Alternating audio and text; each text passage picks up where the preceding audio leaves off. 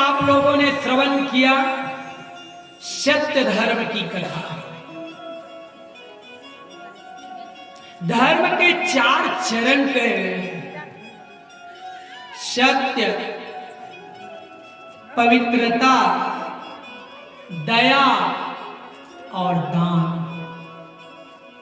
जिस मनुष्य के अंदर ये सब गुण हैं, वास्तव में वो सच्चा धर्मात्मा है। तो ये धर्म भूमि है धरती, और यहां हमारा जन्म ही हुआ है धर्म करने के लिए। तो इस धरती में एक से एक महान धर्मात्मा आए। इन्हीं धर्मात्माओं के क्रम में एक अम्बरीश नाम के राजा की कथा भागवत में बड़ी अच्छी आती है। बड़ा सुंदर राजा था वो। लिखा है भागवत में, अम्बरीशो महाभाग सप्तदीपवतीं महिम अव्ययां च श्रियं लब्ध्वा विभवं चातुलं भूयि। अचल संपत्ति उनके पास में थी, अपार संपत्ति, ऐश्वर्यशाली था राजा अम्बरीश। प्रजा का बड़ा ही प्यारा राजा था। प्रजा को हर सुविधा समयानुसार देने वाला राजा था। कहा गया है, जिस जगह नहीं होती सरिता उस जगह कूप बनवाते थे। रवि ज्योति ठहरती नहीं जहां, रवि ज्योति ठहरती नहीं जहां उस जगह कूप बनवाते।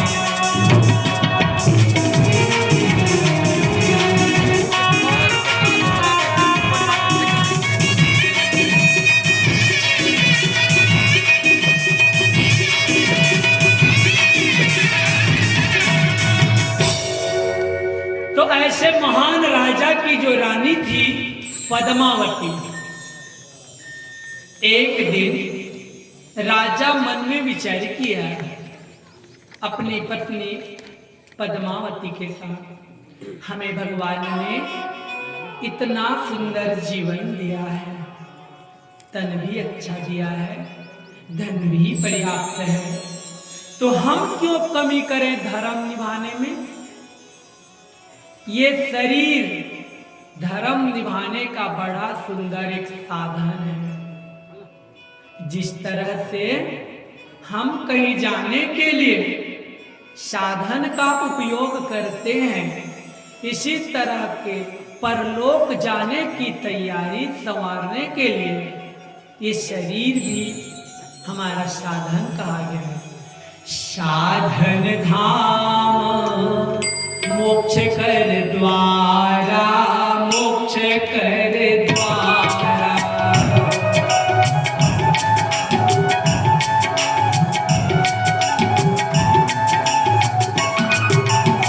आयन के परलोक संवारा, लोक संवारा।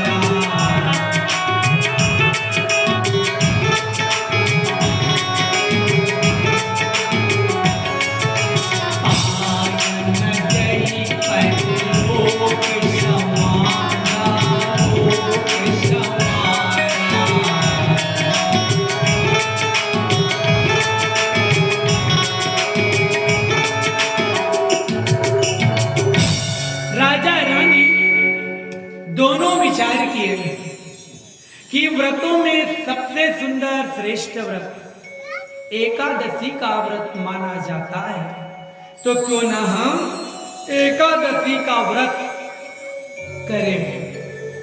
एक वर्ष के लिए राजा रानी एकादशी का व्रत सुंदर रहते हैं। पहले आरी रात विशुः कृष्णं महिष्या तुलसीलया योक्तः शावशर्मविरो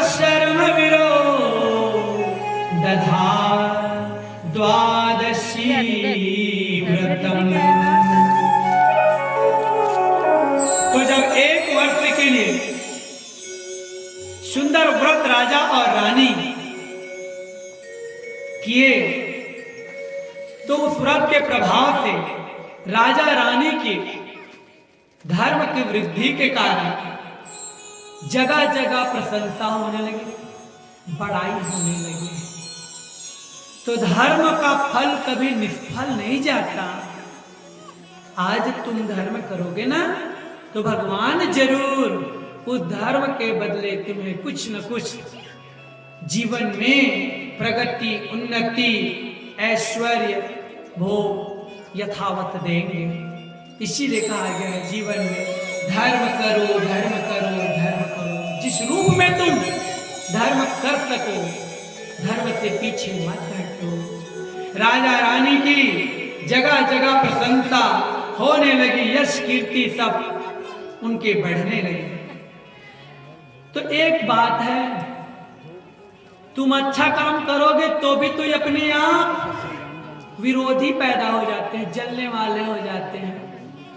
राजा रानी की इतनी सुंदर जय जयकारा होने लगे, तो दुर्वासा नाम के मुनि, इतने महान तपस्वी, उनके मन में विचार बदल गया कि राजा रानी की इतनी जय जयकारा होती है, हमारी क्यों नहीं। तो याद रखना, संसार में नाम कमाने के लिए, जयकारा लगवाने के लिए बहुत लोग इस तरह से सोच रखते हैं। बिरले होंगे जो इस सोच से अलग रहेंगे, नहीं तो हर कोई चाहता है जैसे उनकी प्रशंसा हो रही है, मेरी क्यों नहीं हो रही है। बस मनुष्य मान देने का सोचे या ना सोचे, मान पाने की भूख तो सब में होती है। आज दुर्वासा जैसे मुनि राजा अम्बरीश के व्रत को डिगाने आ गए, मतलब उनको छोटा बना देता हूं और मैं उनसे बड़ा। तो बड़ा बनने के लिए लोग क्या करते हैं, सामने वाले को नीचा दिखाने के लिए कुछ भी करने को तैयार हो जाते हैं। आज इतने बड़े मुनि आए और आ करके राजा अम्बरीश से पूछने लगे, राजा ये तो बताओ कि तुम्हारा ये व्रत उपवास ज्यादा श्रेष्ठ है कि तपस्या श्रेष्ठ है। माने खुद मुनि तपस्वी है और राजा जो करते हैं व्रत उपवास, तो बताओ तो कौन ज्यादा श्रेष्ठ है। राजा एकदम निर्भीक होकर बोल दिए, भक्ति मार्ग श्रेष्ठ है मुनि। और यही बात तो भगवान राम ने भी कह दिया लक्ष्मण से, भक्ति मार्ग बड़ा श्रेष्ठ है भाई। जाते वेगी द्रवों में भाई, द्रवों में भाई।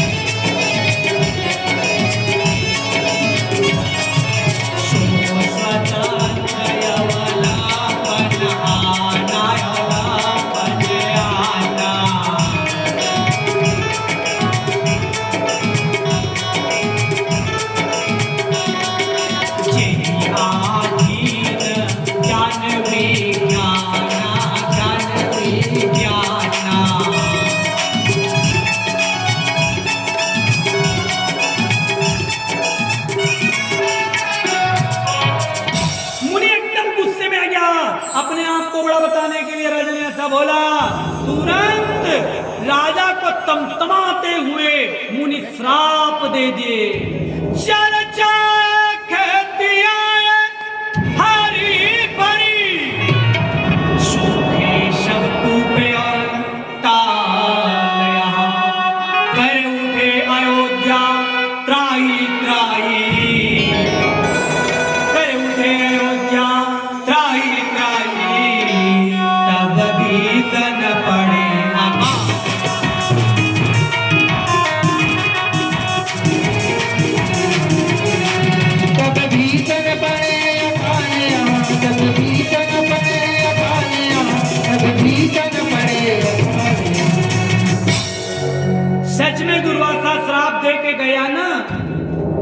तो अयोध्या में अकाल ही पड़ना शुरू हो गया, बारिश नहीं हुई मुनि के श्राप के कारण, अन्न के अब कमी होने लगी, यहां तक के जनता भूखे मरने की बारी आ गई। राजा अम्बरीश ठाकुर जी के मंदिर में जा करके ठाकुर जी के सामने रोने लगे, भगवान आज तक मैंने कुछ नहीं मांगा प्रभु, मेरी ये जनता भूखी मर रही है, आज उनके लिए कुछ तो व्यवस्था दे दो प्रभु।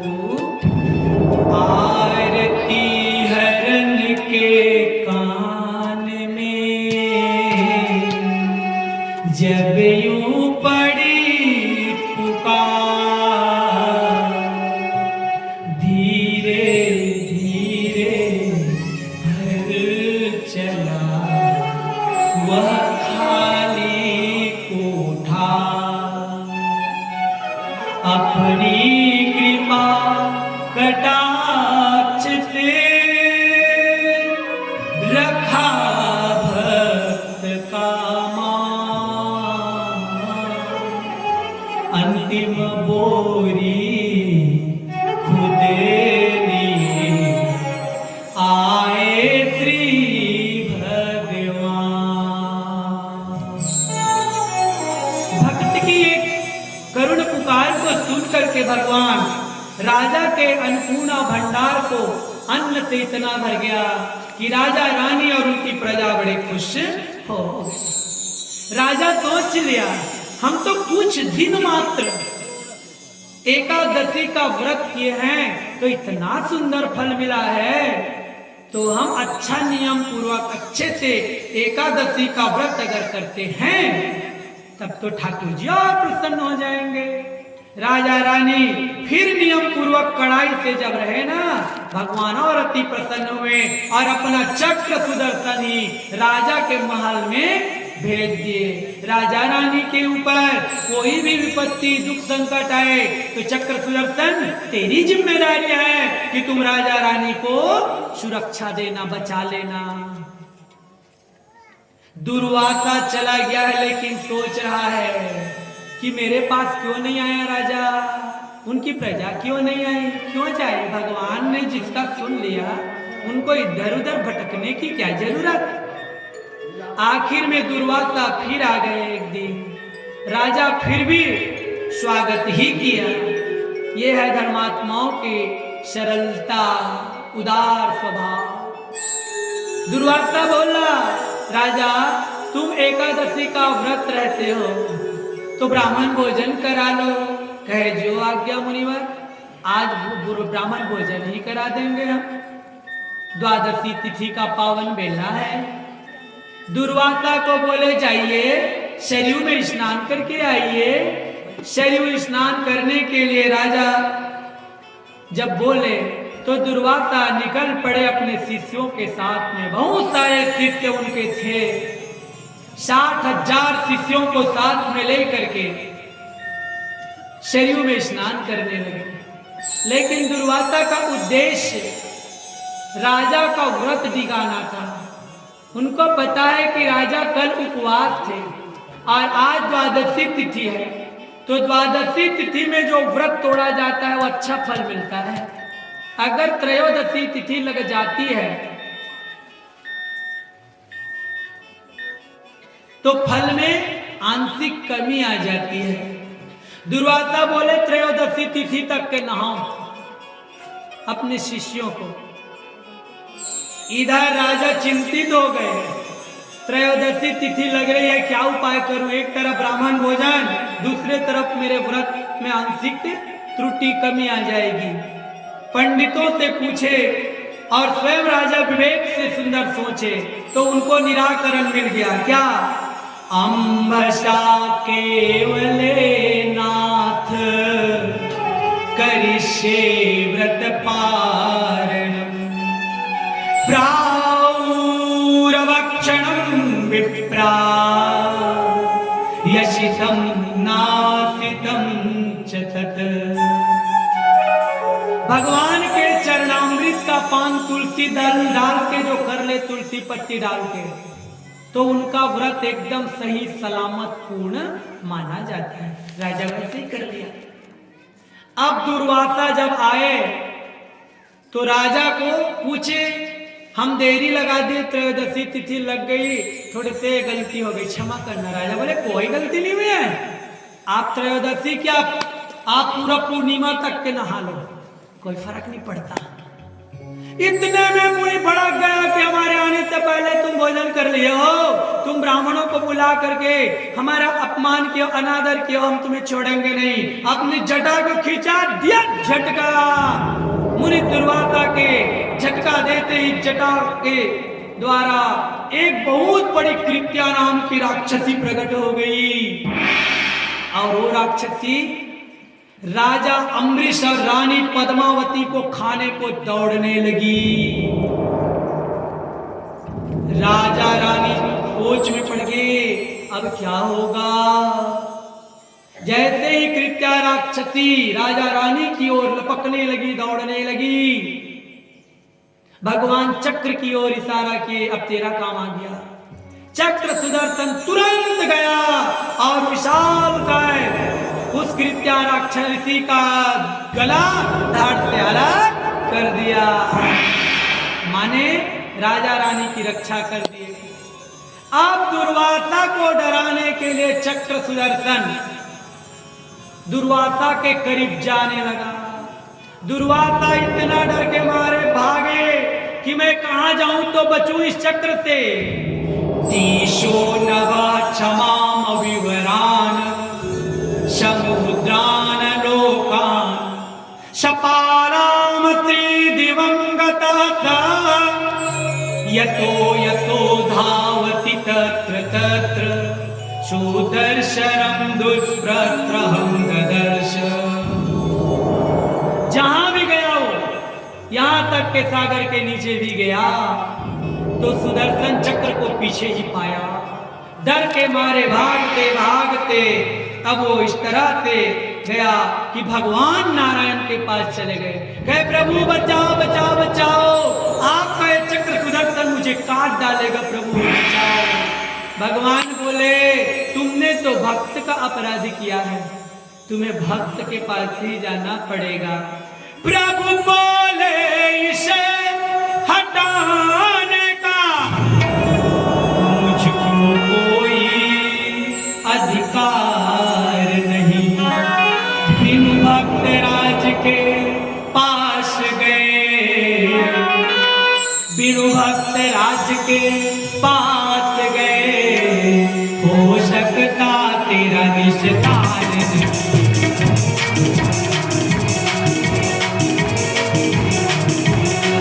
हो सकता तेरा निस्तार नहीं, हो सकता तेरा निस्तार नहीं, हो सकता तेरा निस्तार नहीं।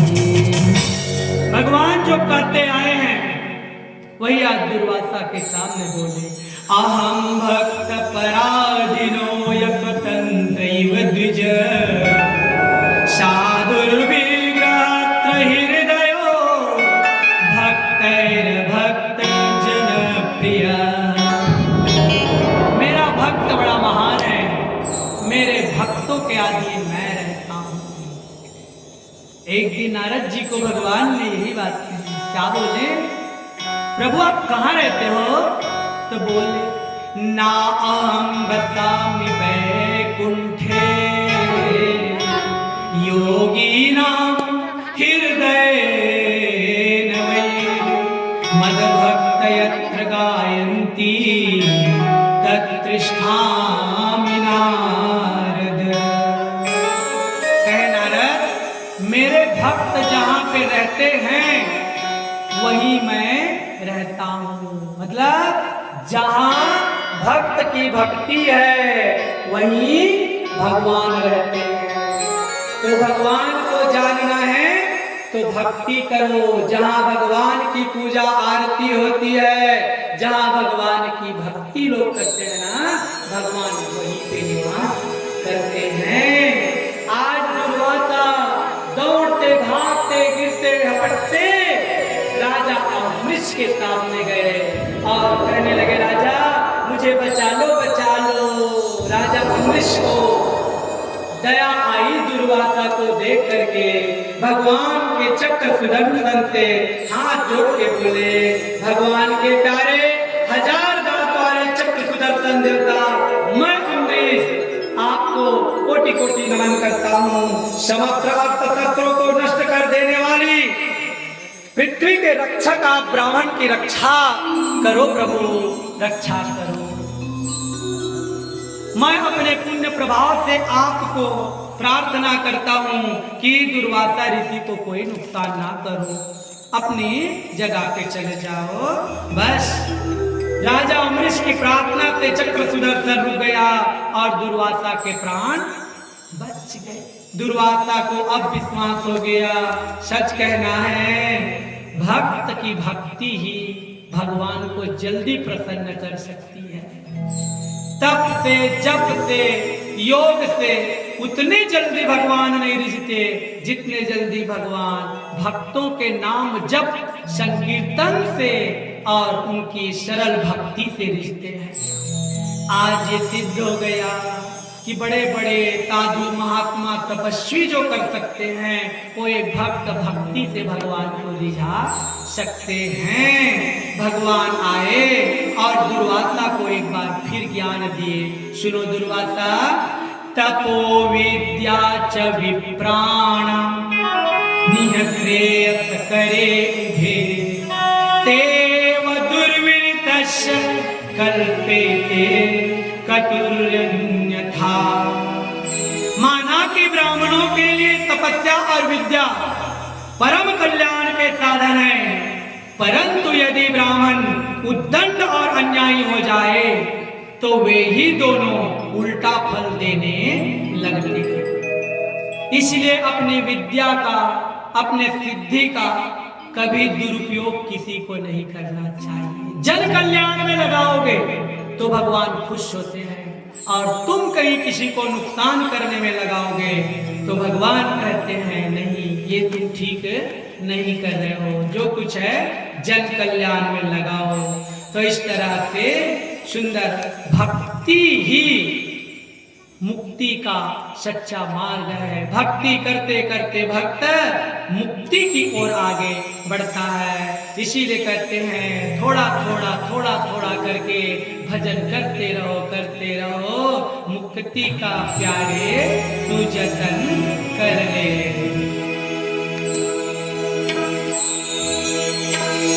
मुक्ति का प्यारे तू जतन कर ले, मुक्ति का प्यारे तू जतन कर ले।